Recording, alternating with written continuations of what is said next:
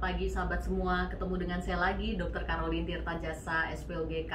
Hari ini saya mau bincang-bincang sedikit tentang ciri-ciri kista yang potensial untuk berubah menjadi kanker.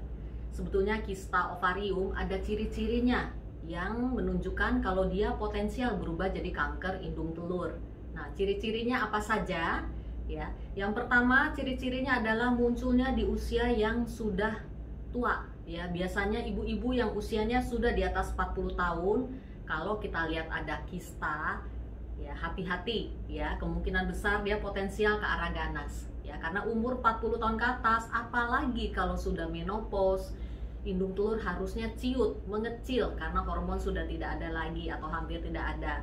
Tetapi kalau dia malah besar ya jadi kista, hati-hati. Mungkin dia memang kista yang potensial berubah ke arah kanker indung telur. Sekarang kita lihat gambarnya ya.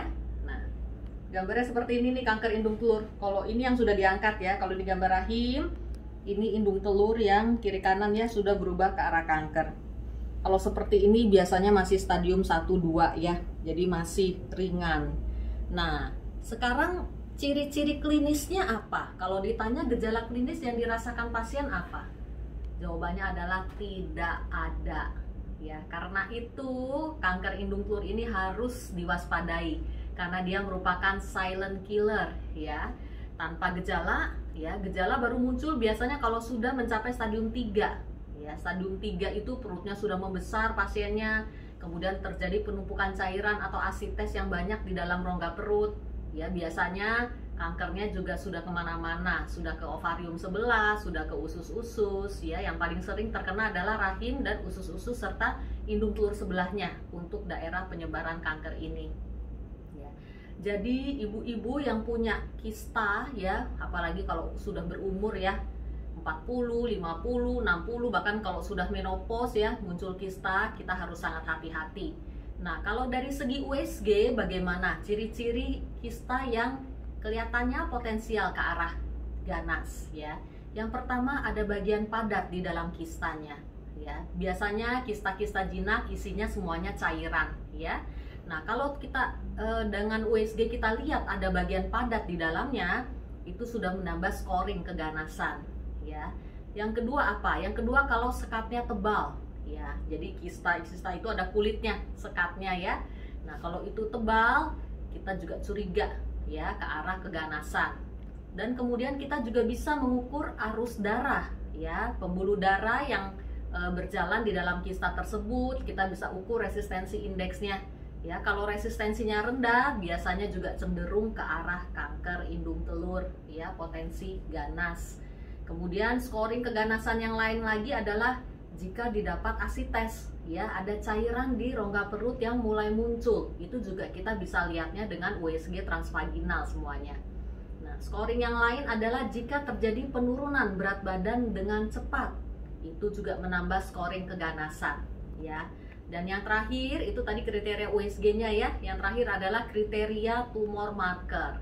Tumor marker yang kita cek biasanya tidak cukup hanya cek CA125 aja, tidak cukup.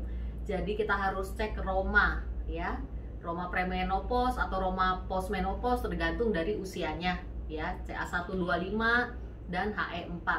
Nah, tumor marker ini juga merupakan salah satu pemeriksaan penunjang yang bisa mensupport kira-kira kista ini ke arah jinak atau ke arah ganas ya.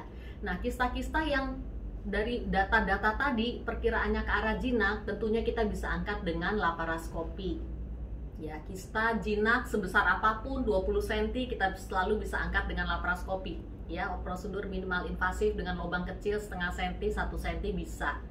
Tetapi kalau kista cenderung ke arah ganas, scoring keganasannya tinggi, tentunya kita harus operasi yang laparotomi, yang black biasa ya, karena tidak boleh terjadi spill atau keluar cairan dari kista ya. Dan kita juga harus mengangkat yang lain-lain tuh, kelenjar getah bening, operasi radikal ya, rahim, selimut usus atau omentum ya, semuanya juga harus terangkat bersih. Sekalian mengevaluasi adakah penyebaran ke usus-usus dan organ lainnya.